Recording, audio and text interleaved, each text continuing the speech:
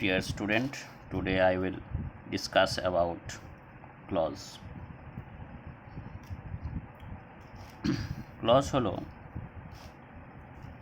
কয়েকটি শব্দের সমষ্টি যার মধ্যে অবশ্যই একটি ফাইনাইট ভার্ব থাকবে,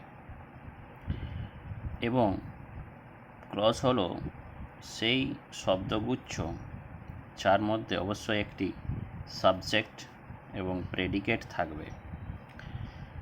তাহলে ক্লজের সংজ্ঞা থেকে আমরা তিনটা বিষয় পাচ্ছি। কি না, ক্লজ হলো এই গ্রুপ অফ ওয়ার্ডস, অর্থাৎ কতগুলি শব্দের সমষ্টি, এবং কতগুলি শব্দের সমষ্টি হলেই তাকে আমরা ক্লজ বলতে পারবো না। তাহলে কখন আমরা ক্লজ বলবো, কোন শব্দগুচ্ছকে আমরা ক্লজ বলবো না, আমরা সেই শব্দগুচ্ছকে ক্লজ বলবো যে শব্দগুচ্ছের মধ্যে অবশ্যই একটি ফাইনাইট ভার্ব থাকবে। ফাইনাইট ভার্ব কাকে বলে না, ফাইনাইট ভার্ব মানে হলো সমাপিকা ক্রিয়া। সমাপিকা ক্রিয়া। আর শুধুমাত্র সমাপিকা ক্রিয়া থাকলেও সেটিকে ক্লজ বলা যাবে না। ক্লজ হতে গেলে সেই শব্দগুচ্ছটি অবশ্যই সাবজেক্ট এবং প্রেডিকেট আকারে থাকবে, তবেই আমরা তাকে ক্লজ বলি। এবার এই ক্লজের সংজ্ঞা প্রসঙ্গে আমাদের সমাপিকা ক্রিয়া বা ফাইনাইট ভার্ব কাকে বলে অবশ্যই জানা উচিত। সমাপিকা ক্রিয়া বা ফাইনাইট ভার্ব হলো সমাপিকা ক্রিয়া বা ফাইনাইট ভার্ব কাকে বলে না, যে ভার্ব বাক্যে সম্পূর্ণভাবে অর্থ প্রকাশ করতে পারে তাকেই আমরা বলবো সমাপিকা ক্রিয়া বা ফাইনাইট ভার্ব। যে ভার্ব বাক্যে সম্পূর্ণভাবে মনের ভাব প্রকাশ করতে পারে তাকেই বলা হয় ফাইনাইট ভার্ব বা সমাপিকা ক্রিয়া। এছাড়া সমাপিকা ক্রিয়ার আরেকটি সংজ্ঞা, সেটি হলো যে ভার্ব কাল, বচন এবং পুরুষ অনুযায়ী, কাল, বচন এবং পুরুষ মানে টেন্স, নাম্বার এবং জেন্ডার অনুযায়ী পরিবর্তিত হয় তাকেই বলা হয় ফাইনাইট ভার্ব। এবার আমরা দেখে নেব কীভাবে ফাইনাইট ভার্ব কাল, বচন এবং পুরুষ অনুযায়ী পরিবর্তিত হচ্ছে বা কাকে আমরা ফাইনাইট ভার্ব বলবো। যেমন ধরো একটা ভার্ব আমি নিলাম গো ভার্বটা। এবারে এই গো ভার্ব কীভাবে কাল, বচন এবং পুরুষ অনুযায়ী পরিবর্তিত হয় আমরা দেখে নেব। যদি আমি প্রেজেন্ট টেন্সে লিখি এবং ফার্স্ট পারসনে লিখি তাহলে কী হবে, আই গো টু স্কুল, আমি স্কুলে যাই। I go to school every day, প্রত্যেক দিন আমি স্কুলে যাই বা প্রতিদিন আমি স্কুলে যাই। তাহলে এখানে আমরা পেলাম ভার্বটাকে গো হিসেবে। সেকেন্ড লাইনে আমরা যদি টেন্স চেঞ্জ করি তাহলে আমরা দেখতে পাবো যে গো ভার্বটা পরিবর্তিত হয়ে যাচ্ছে। I went to school yesterday. আবার যদি আমরা কাল চেঞ্জ করলাম, পুরুষ চেঞ্জ করি, নাম্বার চেঞ্জ করি এবং জেন্ডার চেঞ্জ করি তাহলে কী হবে দেখি।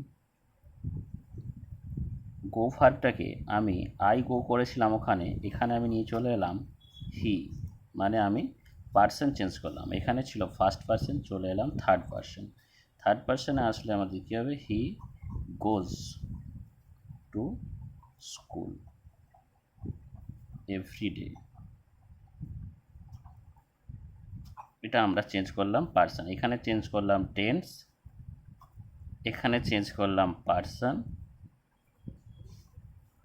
এখানে চেঞ্জ করব নাম্বার। এখানে হি আছে, আমরা এখানে দেই করলাম, মানে সিঙ্গুলার ছিল আমরা প্লুরাল নাম্বারে গেলাম। তাহলে কী হবে, দে গো টু স্কুল এভরিডে। তাহলে আমরা এখানে গো ভার্বটার অনেকগুলো রূপ পাচ্ছি। কিসের কারণে না টেন্সের কারণে, পার্সনের কারণে এবং নাম্বারের কারণে। তাই যে ভার্ব কাল, বচন এবং পুরুষ অনুযায়ী পরিবর্তিত হয় তাকেই আমরা বলবো ফাইনাইট ভার্ব। আবার যদি দেখি যে ভাব সম্পূর্ণভাবে মনের ভাব প্রকাশ করে তাকেই বলা হয় সমাপিকা ক্রিয়া, তাহলে আমরা সেদিক থেকেও গো ভার্বটা সম্পূর্ণভাবে আমাদের মনের ভাব প্রকাশ করছে, তাই এই ভার্বটাকে আমরা বলবো ফাইনাইট ভার্ব। তাহলে যে শব্দগুচ্ছের মধ্যে অবশ্যই একটি ফাইনাইট ভাব থাকবে এবং সেই শব্দগুচ্ছটি সাবজেক্ট এবং প্রেডিকেট আকারে থাকবে তাকেই বলা হবে ক্লজ। এবারে আসবো difference between clause and phrase. Phrase এবং ক্লজ যদি আমরা সংজ্ঞাটা দেখি তাহলে দেখব যে প্রতি ক্ষেত্রেই মানে ক্লজের সংজ্ঞা এবং ফ্রেজের সংজ্ঞা উভয় ক্ষেত্রেই আমরা দেখব যে ওই এ গ্রুপ অফ ওয়ার্ডস কথাটি আছে।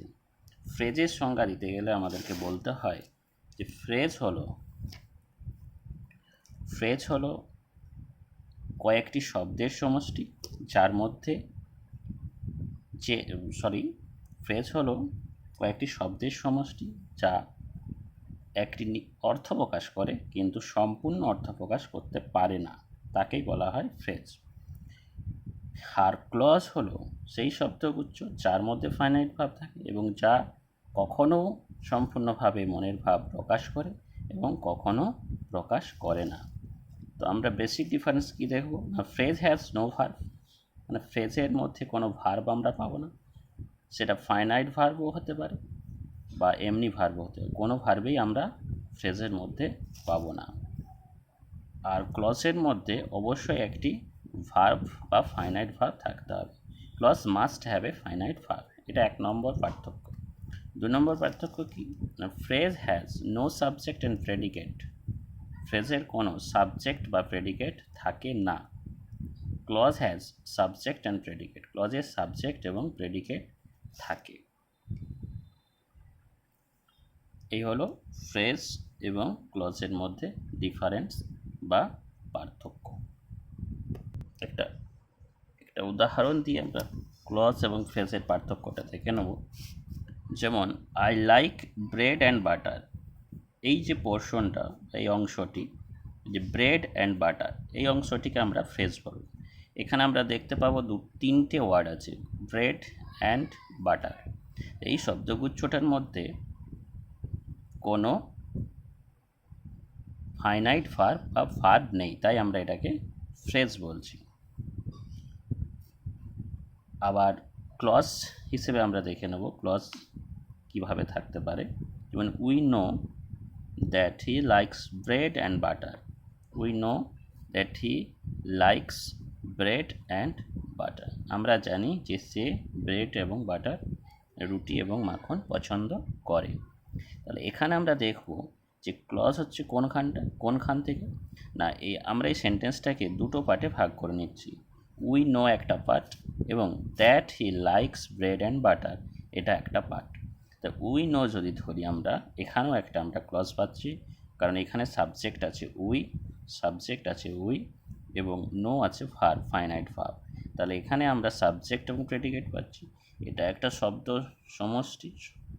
শব্দের সমষ্টি এবং এখানে অবশ্যই একটি ফাইনাইট ভার্ব আছে এবং এটি সাবজেক্ট এবং প্রেডিকেট হিসেবে আছে, তাই আমরা এই অংশটাকেও বলছি ক্লজ। আবার সেরকমভাবে আমরা দেখতে পাবো যে that he likes bread and butter, এখানেও আমরা দেখতে পাচ্ছি যে হি সাবজেক্ট হিসেবে আছে, লাইকস আছে ফাইনাইট ভার্ব এবং ব্রেড অ্যান্ড বাটার এখানে ইউজ হয়েছে। কিন্তু এখানে শুধুমাত্র ব্রেড অ্যান্ড বাটারটা ধরলে আমরা সেটা ফ্রেজ পাবো, কিন্তু that he likes bread and butter যদি পুরো অংশটা ধরি তাহলে সেটাকে আমরা একটা ক্লজ হিসেবে পাবো। এই হলো ফ্রেজ এবং ক্লজের মধ্যে উদাহরণের পার্থক্য। এরপরে আসছি আমরা ক্লাসিফিকেশন অফ ক্লজ, মানে ক্লজের শ্রেণী বিভাগ।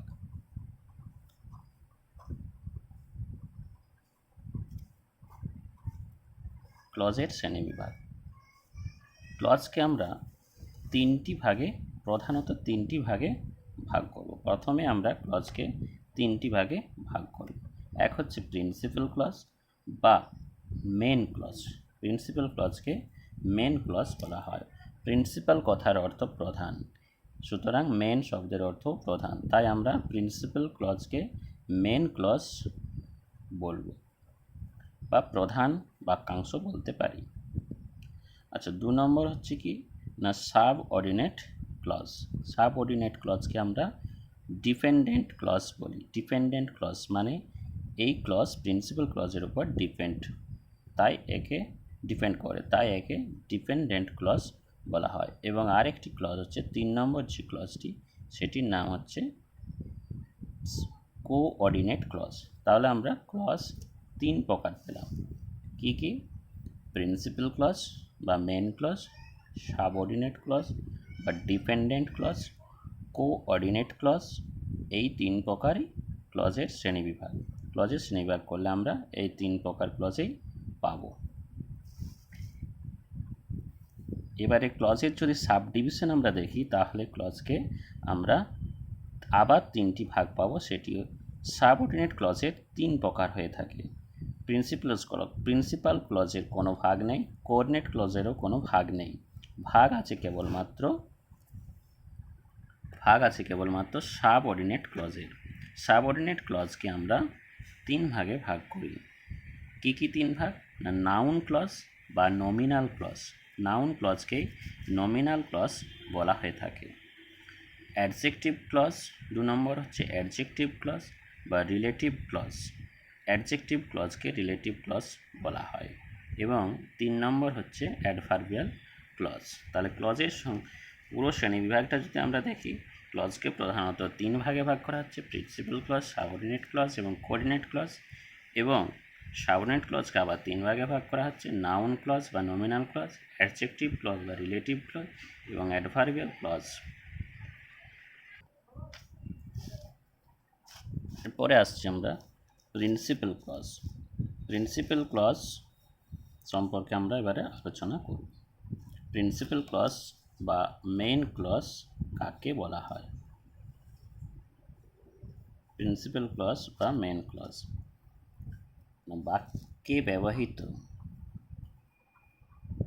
বাক্যে ব্যবহৃত যে ক্লজ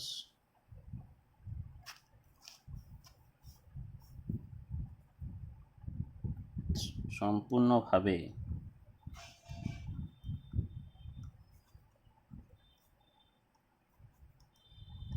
মনের ভাব প্রকাশ করে ও যে ক্লজ তার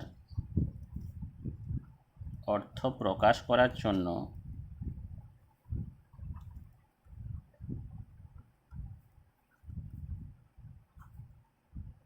অন্য ক্লজের উপর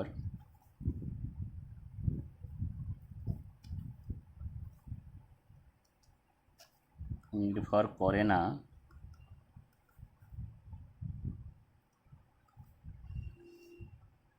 তাকেই প্রিন্সিপাল ক্লজ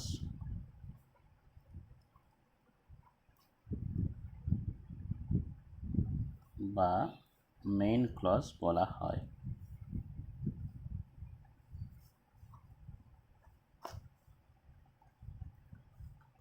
বাক্যে ব্যবহৃত যে ক্লজ সম্পূর্ণভাবে মনের ভাব প্রকাশ করে ও যে ক্লজ তার অর্থ প্রকাশ করার জন্য অন্য ক্লজের উপর নির্ভর করে না, তাকেই প্রিন্সিপাল ক্লজ বা মেইন ক্লজ বলা হয়।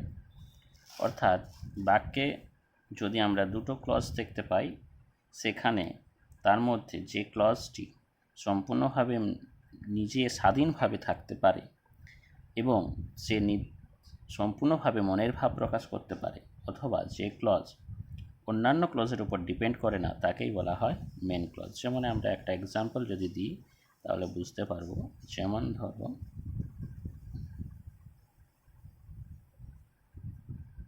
we know that man is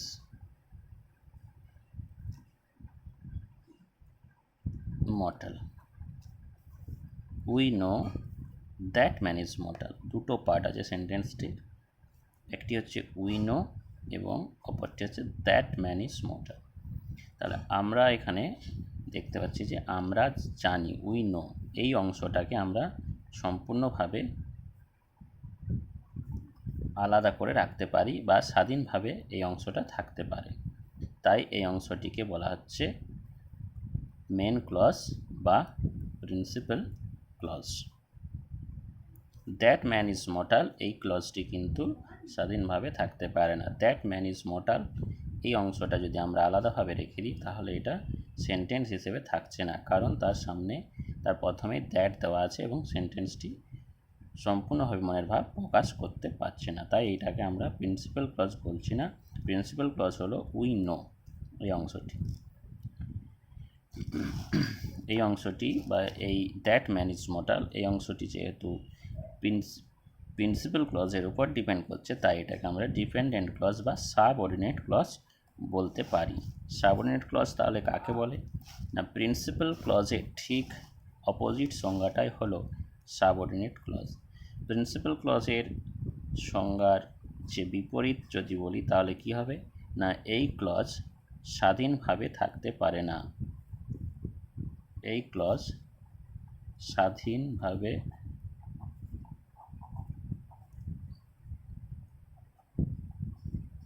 থাকতে পারে না। এই ক্লজ সম্পূর্ণ মনের ভাব প্রকাশ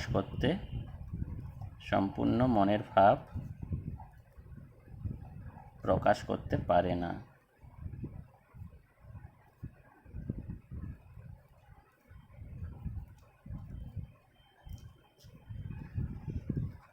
এই ক্লজ অর্থ প্রকাশের জন্য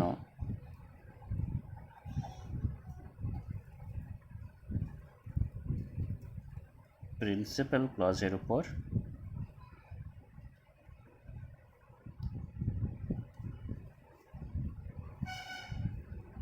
নির্ভরশীল বা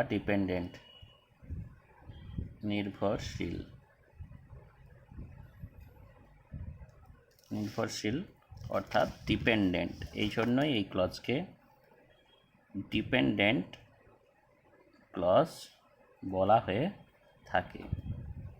সাবঅর্ডিনেট ক্লজ হলো এমন একটি ক্লজ যা স্বাধীনভাবে থাকতে পারে না, যা সম্পূর্ণ মনের ভাব প্রকাশ করতে পারে না, এবং যে ক্লজ অর্থ প্রকাশের জন্য প্রিন্সিপাল ক্লজের উপর নির্ভর করে তাকেই আমরা বলবো সাবঅর্ডিনেট ক্লজ। কয়েকটি উদাহরণ দিয়ে আমরা সাবঅর্ডিনেট ক্লজের সংজ্ঞাটাকে যাচাই করে নেব।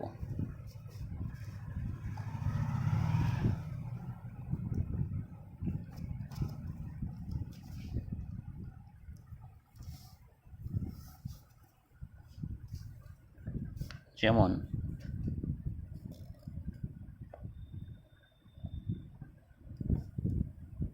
we hope that she will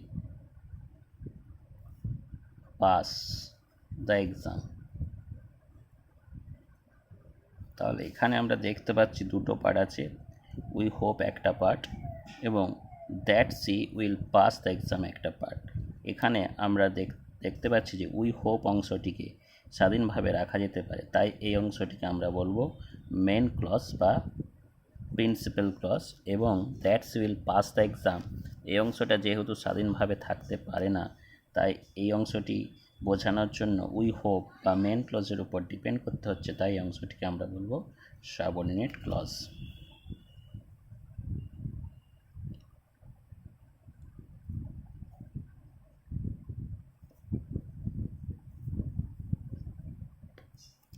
I know the man who is a technician।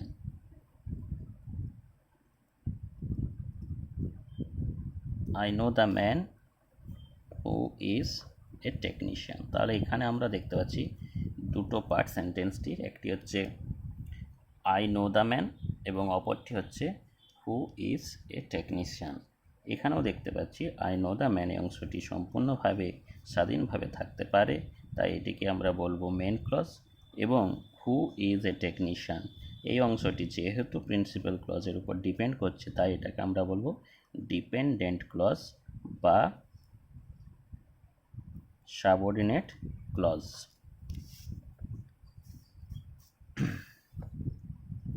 পরের এক্সাম্পলটা দেখি।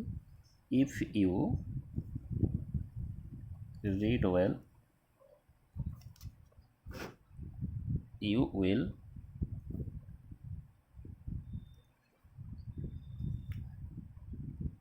get good you will get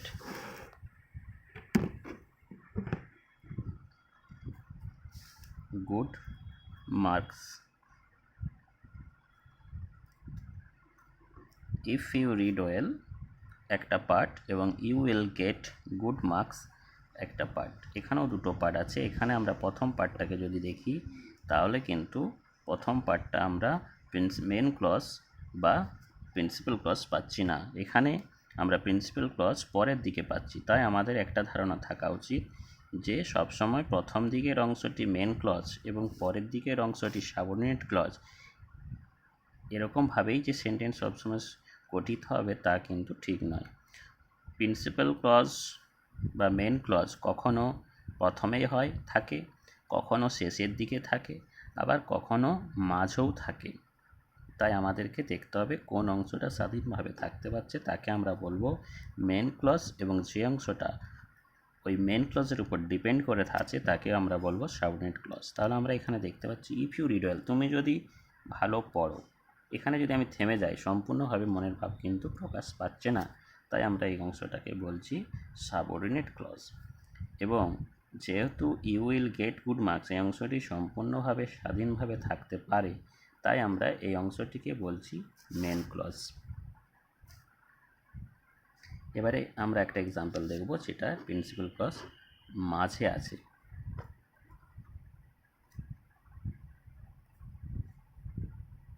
subordinate clause মাঝে আছে।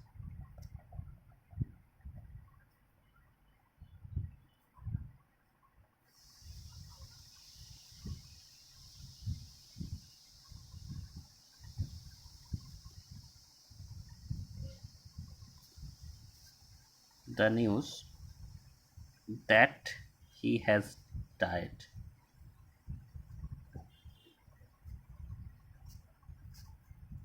is a rumor। তাহলে আমরা এখানে দেখতে পাচ্ছি দ্যাট হি হ্যাজ ডায়েড এই অংশটি সাবঅর্ডিনেট ক্লজ, কারণ এই অংশটি the news is a rumour এই অংশটির উপর নির্ভর করে আছে। তাহলে আমরা এখানে মেন ক্লজ পাচ্ছি the news is a rumour, এই the news is a rumour এই অংশটি হচ্ছে মেন ক্লজ, এবং দ্যাট হি হ্যাজ ডায়েড এই অংশটি হচ্ছে সাবঅর্ডিনেট ক্লজ। তাই আমাদেরকে দেখতে হবে কোন অংশটি স্বাধীনভাবে থাকতে পারে সেই অংশটিকে বলবো আমরা মেন ক্লজ, এবং যে অংশটি স্বাধীনভাবে থাকতে পারে না, যে অংশটি মেন ক্লজের উপর ডিপেন্ডেন্ট তাকে আমরা বলবো ডিপেন্ডেন্ট ক্লজ বা এসসি বা সাবঅর্ডিনেট ক্লজ। এরপরে আসছি কোঅর্ডিনেট ক্লজ।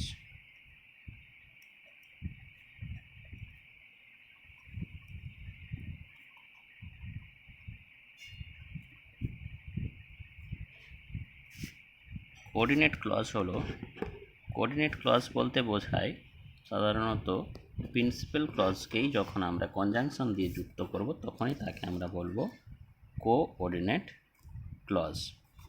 যেমন একটা এক্সাম্পল যদি আমরা দিই, দুটো প্রিন্সিপাল ক্লজ বা তার বেশি প্রিন্সিপাল ক্লজ যদি কনজাংশন দ্বারা যুক্ত হয়, কনজাংশন তাহলে কাকে বলে না, কনজাংশন হলো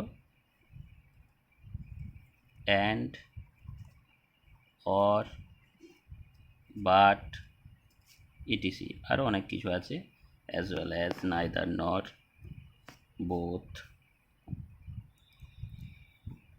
দুটো প্রিন্সিপাল ক্লজ কনজাংশন দ্বারা যখন যুক্ত হবে তখন তাকে বলবো কোঅর্ডিনেট ক্লজ। যেমন they went there but could not find her. They went there একটি ক্লজ প্রিন্সিপাল ক্লজ, এবং could not find her, but they could not find her, কিন্তু তারা তাকে খুঁজে পায়নি। এই অংশটি হচ্ছে, তাই দুটো অংশ কী দ্বারা যুক্ত হয়েছে? কনজাংশন দ্বারা। এটিও মেন ক্লজ এবং এটিও মেন ক্লজ, কারণ এই অংশটিকেও আমরা আলাদাভাবে রাখতে পারি এবং they could not find her এই অংশটিকেও আমরা আলাদাভাবে রাখতে পারি বা স্বাধীনভাবে রাখতে পারি। সম্পূর্ণভাবে মনের ভাব প্রকাশ করছে এবং সেটি কনজাংশন দ্বারা যুক্ত হচ্ছে, তাই তাকে আমরা বলছি কোঅর্ডিনেট ক্লজ। এবার আমরা আসবো সাবঅর্ডিনেট ক্লজের সাবডিভিশনে। সাবঅর্ডিনেট ক্লজকে আমরা আগেই দেখেছি যে 3 ভাগে ভাগ করা হয়। নাউন ক্লজ, তার মধ্যে প্রথম ক্লজটি হচ্ছে নাউন ক্লজ বা নমিনাল ক্লজ। আচ্ছা, নাউন ক্লজ কাকে বলে? না, বাক্যে যে ক্লজ নাউনের কাজ করে তাকেই নাউন ক্লজ বা নমিনাল ক্লজ বলা হয়। নাউন কি কাজ করে? না, নাউন কোনো বাক্যে হয় সাবজেক্টের কাজ করে, না হলে অবজেক্টের কাজ করে, না হলে কমপ্লিমেন্টের কাজ করে। তাহলে যে ক্লজ বাক্যের সাবজেক্ট হিসেবে ব্যবহৃত হয়, অথবা অবজেক্ট হিসেবে ব্যবহৃত হয়, অথবা কমপ্লিমেন্ট হিসেবে ব্যবহৃত হয়, অথবা অ্যাপোজিটিভ হিসেবে ব্যবহৃত হয়, তাকেই বলা হয় নাউন ক্লজ। আমরা এক্সাম্পল দিয়ে দেখে নেব কীভাবে নাউন ক্লজ গঠিত হয়। ফার্স্ট এক্সাম্পল আমরা দেখতে পাচ্ছি, that he is a good boy is known to all. That he is a good boy, তাহলে এখানে আমরা একটা সেন্টেন্স দেখতে পাচ্ছি, that he is a good boy, তারপরে আছে ইজ নোন টু অল। তাহলে কি সবার জানা? না, that he is a good boy এটা সবার জানা। তাহলে এই অংশটি সাবজেক্ট হিসেবে ব্যবহৃত হয়েছে, তাই আমরা এই ক্লজটিকে বলছি নাউন ক্লজ। পরের এক্সাম্পল দেখব, আই নো, এটা হচ্ছে মেন ক্লজ এবং এই মেন ক্লজটির অবজেক্ট হিসেবে বা নো ভার্বের অবজেক্ট হিসেবে ব্যবহৃত হয়েছে that he is a good boy. আমরা জানি, আমরা কি জানি? না, আমরা জানি যে সে একটি ভালো ছেলে। তাহলে এখানে আমরা কি এর উত্তর কিন্তু পাচ্ছি that he is a good boy. কি দিয়ে আমরা প্রশ্ন করলে আমরা জানি যে আমরা অবজেক্ট পাই, তাই এই অংশটা অবজেক্ট হিসেবে ব্যবহৃত হয়েছে, তাই এই ক্লজটাকেও আমরা বলবো নাউন ক্লজ। এছাড়া আমরা দেখব যে প্রিপোজিশনাল কমপ্লিমেন্ট। প্রিপোজিশনাল কমপ্লিমেন্ট কি? না, কোনো একটা প্রিপোজিশনের পরে, মানে প্রিপোজিশনটিকে কমপ্লিট করার জন্য প্রিপোজিশনের যে, যেমন এখানে আমরা অ্যাফ্রেড অফ পাচ্ছি, অফ প্রিপোজিশনটা সম্পূর্ণ করার জন্য আমাদের একটি ক্লজের প্রয়োজন হয়ে থাকে। তখন আমরা যে ক্লজটি ব্যবহার করব সেই ক্লজটিকেও আমরা নাউন ক্লজ বলবো। যেমন উই আর অ্যাফ্রেড, আমরা কিসের উপর ভীত? না, অফ। এই যে অফের কমপ্লিমেন্ট হিসেবে বলছে কি, হোয়াট হি উইল সে, তার সে কি বলবে এটা নিয়ে আমরা ভীত। হোয়াট হি উইল সে এই অংশটি অফ প্রিপোজিশনটার কমপ্লিমেন্ট হিসেবে ব্যবহৃত হয়েছে, তাই এটাকে আমরা নাউন ক্লজ বলছি। এছাড়া আছে কি না, অ্যাপোজিটিভ। অ্যাপোজিটিভ বলতে the fact that Netaji still alive is false. এখানে ফ্যাক্টটাই কি, দ্যাট নেতাজি স্টিল অ্যালিভ, যেটাই হচ্ছে দ্যাট নেতাজি স্টিল অ্যালিভ এটাই হচ্ছে ফ্যাক্ট, যেটা আমরা কমা হিসেবে, মানে ফ্রেজ ইন অ্যাপোজিশন আমরা যদি করে থাকি তো সেইভাবে আমরা এটাকে কমা দিয়ে অ্যাপোজিশন করেছি এবং সেই অ্যাপোজিশন হিসেবে একটি ক্লজ ব্যবহৃত হয়েছে। যে ক্লজটি ব্যবহৃত হয় সেই ক্লজটিকেও আমরা নাউন ক্লজ বলে থাকি। তাহলে নাউন ক্লজ বাক্যে হয় সাবজেক্ট হিসেবে ব্যবহৃত হচ্ছে, না হলে অবজেক্ট হিসেবে ব্যবহৃত হচ্ছে, অথবা কমপ্লিমেন্ট হিসেবে, অথবা অ্যাপোজিটিভ হিসেবে ব্যবহৃত হচ্ছে। তাই এই ক্লজগুলোকেই আমরা বলবো নাউন ক্লজ। নেক্সট আমরা আসছি যে ক্লজটা আমরা আগে পড়েছি বা জেনেছি, সেটা হচ্ছে অ্যাডজেক্টিভ ক্লজ বা রিলেটিভ ক্লজ। অ্যাডজেক্টিভ ক্লজ বা রিলেটিভ ক্লজ কাকে বলে? না, যে ক্লজ বা অ্যাডজেক্টিভের কাজ করে তাকে অ্যাডজেক্টিভ ক্লজ বলা হয়। যে ক্লজ কিন্তু আমি বলেছি, যে ওয়ার্ড কিন্তু বলিনি। তাহলে যে ক্লজটা অ্যাডজেক্টিভের কাজ করবে তাকেই বলা হবে অ্যাডজেক্টিভ ক্লজ। পুরো ক্লজটা যদি অ্যাডজেক্টিভের কাজ করে তাকেই আমরা বলবো অ্যাডজেক্টিভ ক্লজ। যেমন ধরো এখানে একটা এক্সাম্পল আছে, the boy who is wearing a red shirt is my brother. তাহলে এখানে আমাদের একটা মেন ক্লজ আছে, the boy is my brother, ছেলেটি হয় আমার ছেলে। তো কোন ছেলেটি, এখানে বৈশিষ্ট্যটা বলা হয়েছে। অ্যাডজেক্টিভের কাজ কি? অ্যাডজেক্টিভ হলো এমন একটি ওয়ার্ড যা নাউনের দোষ, গুণ, অবস্থা, সংখ্যা, পরিমাণ, আকৃতি, প্রকৃতি ইত্যাদি প্রকাশ করে। তাহলে এখানে আমাদের এই যে ছেলেটি কেমন সেটা প্রকাশ করছে কিন্তু এই ক্লজটি। তাই এখানে যেহেতু কেমন প্রশ্নের উত্তর আসছে, who is wearing a red shirt, যে একটি লাল জামা পরে আছে, সেটা একটা ক্লজ হিসেবে ব্যবহৃত হয়েছে। তাই এই ক্লজটিকে আমরা বলছি অ্যাডজেক্টিভ ক্লজ। যে ক্লজটা একটা নাউনের দোষ বা গুণ বা আকৃতি, প্রকৃতি ইত্যাদি প্রকাশ করে, তাকেই বলা হবে অ্যাডজেক্টিভ ক্লজ। পরে আসছি এক্সাম্পলে, I visited the place where she was born. I visited the place, আমি একটা জায়গায় ভ্রমণ করেছি। যে দ্য প্লেস, এখানে অবশ্যই নাউনটিকে থাকতে হবে। এই দ্য প্লেসটাকে আবার বর্ণনা করেছে একটি ক্লজ। সেই ক্লজটি কী বলেছে না, হোয়ার সি ওয়াজ বর্ন, এমন একটি জায়গা যেখানে সে জন্মগ্রহণ করে, সেই জায়গাটি আমি ভ্রমণ করেছি বা আমি গিয়েছি। তাহলে এখানে এই নাউনটি ইম্পর্টেন্ট। এই নাউনটি যদি না থাকে তাহলে কিন্তু আমরা এটাকে অ্যাডজেক্টিভ ক্লজ বলতে পারবো না। I visited where she was born যদি বলি তাহলে কিন্তু হয়ে যাবে অ্যাডভার্বিয়াল ক্লজ, কারণ সেখানে স্থান বোঝাচ্ছে, শুধুমাত্র স্থান। কিন্তু স্থানটিকে যদি কোনো ক্লজ স্থানটিকে যদি বিশেষিত করে বা তার দোষ, গুণ, অবস্থা ইত্যাদি প্রকাশ করে, তখন তাকে বলা হবে অ্যাডজেক্টিভ ক্লজ। যেমন এখানে এই দি প্লেসটিকে বর্ণনা করেছে কে না, হোয়ার সি ওয়াজ বর্ন, এই ক্লজটি। তাই এই ক্লজটিকেও বলা হচ্ছে অ্যাডজেক্টিভ ক্লজ।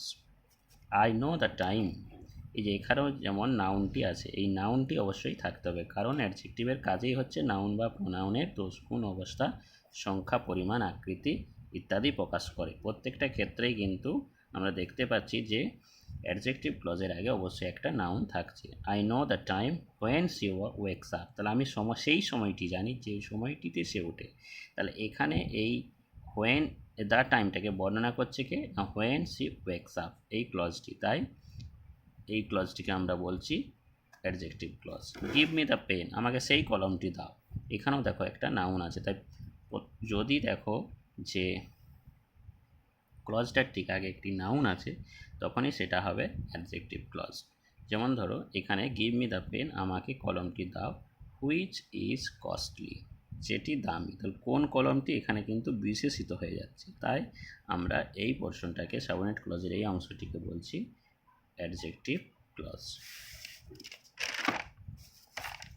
এরপরে আসছি আমরা লাস্ট যেটা হচ্ছে, সেটা হচ্ছে অ্যাডভার্বিয়াল ক্লজ। অর্থাৎ যে ক্লজ বাক্যে অ্যাডভার্বের কাজ করে তাকেই অ্যাডভার্বিয়াল ক্লজ বলা হয়ে থাকে। অ্যাডভার্বিয়াল ক্লজ তাহলে কি কাজ করে না, অ্যাডভার্বিয়াল ক্লজ সময়, স্থান, কারণ, ফল, এগুলো কিন্তু ইম্পর্টেন্ট। সময়, স্থান, কারণ, ফল, শর্ত, তুলনা, বৈপরীত্য, উদ্দেশ্য ইত্যাদি প্রকাশ করে। এগুলোকেই বলা হয়, এইগুলো প্রকাশ করলেই সেই ক্লজটাকে আমরা বলবো অ্যাডভার্বিয়াল ক্লজ। কী কী বললাম আরেকবার রিপিট করছি, সময়, স্থান, কারণ, ফল, শর্ত, তুলনা, বৈপরীত্য, উদ্দেশ্য ইত্যাদি। এক্সাম্পল দিয়ে আমরা দেখে নেব, উদাহরণ দিয়ে দেখে নেব। যেমন আই ওয়াজ অ্যাবসেন্ট, কখন অ্যাবসেন্ট ছিলাম না, হোয়েন হি কেম। তাহলে এখানে এই যে ক্লজটা হোয়েন হি কেম, যখন সে এসেছিল, এটা সাবঅর্ডিনেট ক্লজ, কারণ এটা মেন ক্লজ, তাই এটা সাবঅর্ডিনেট ক্লজ। এইটা হোয়েন হি কেম, তাহলে হোয়েন হি কেম এটা সাবঅর্ডিনেট ক্লজের কোন ভাগ না, অ্যাডভার্বিয়াল ক্লজ। কারণ কি, এটা সময় প্রকাশ করছে। সেরকমভাবে স্টে ফেয়ার ইউ আর, থাকো সেখানে যেখানে তুমি আছো। তাহলে হোয়ার ইউ আর, এই পোর্শনটা হচ্ছে স্থান প্রকাশ করছে, তাই স্থানটা, এই পোর্শনটাকেও আমরা বলবো adverbial clause. He could not attend the meeting, সে মিটিংয়ে আসতে পারেনি কারণ, বিকজ হি ওয়াজ ইল, এখানে কারণ প্রকাশ করছে, কারণ সে অসুস্থ ছিল। তাই সে কেন মিটিং আসতে পারেনি, কারণ হি ওয়াজ ইল। বিকজ হি ওয়াজ ইল, এই অংশটাকে বা এই সাবঅর্ডিনেট ক্লজটাকে আমরা বলবো কি ক্লজ, অ্যাডভার্বিয়াল ক্লজ। এবং পরের এক্সাম্পল যদি দেখি, I am so tired that I can not walk, আমি এতটাই ক্লান্ত, I am so tired that I can not walk, আমি হাঁটতে পারছি না বা হাঁটতে পারি না। তাহলে এখানে আই এম সো টায়ার্ড, আমি প্রচণ্ড ক্লান্ত, কতটা ক্লান্ত, that I can not walk, এটা ফল প্রকাশ করছে। এই যে that I can not walk, এই অংশটা ফল প্রকাশ পাচ্ছে। তাই এটাকেও আমরা বলবো অ্যাডভার্বিয়াল ক্লজ। এছাড়া আরও যদি এক্সাম্পল দেখি, বৈপরীত্য, যেমন ধরো দো হি ইজ পুয়ার, দো he is poor he is honest. এই অংশটাও যদি দেখি আমরা বৈপরীত্য দেখতে পাচ্ছি। দো হি ইজ পুয়ার একটা অংশ এবং হি ইজ অনেস্ট একটা অংশ। এখানে আমরা দেখতে পাচ্ছি যে হি ইজ অনেস্ট এটা মেন ক্লজ এবং এটা সাবঅর্ডিনেট ক্লজ। সাবঅর্ডিনেট ক্লজের কোন ভাগ? না অ্যাডভার্বিয়াল ক্লজ। কারণ কি না এটা একটা বৈপরীত্য প্রকাশ পাচ্ছে। বৈপরীত্য বলতে বিপরীত অবস্থা প্রকাশ পাচ্ছে। কারণ হি ইজ পুয়ার, সে গরিব কিন্তু সে সৎ। গরিব হয়েও কিন্তু সে সৎ। এই যে বৈপরীত্যের অবস্থা, এই জন্য এটাকে আমরা বলছি adverbial clause.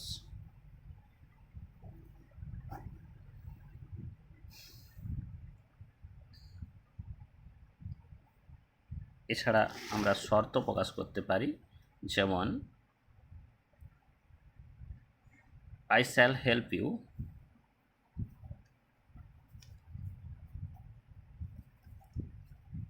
If you do this. তুমি যদি এটা করো তাহলে আমি তোমাকে সাহায্য করব। তাহলে আই শ্যাল হেল্প ইউ এটা মেন ক্লজ এবং এটা সাবঅর্ডিনেট ক্লজ। সাবঅর্ডিনেট ক্লজের কোন ভাগ? Adverbial clause. কারণ কি এটা একটা শর্ত প্রকাশ পাচ্ছে।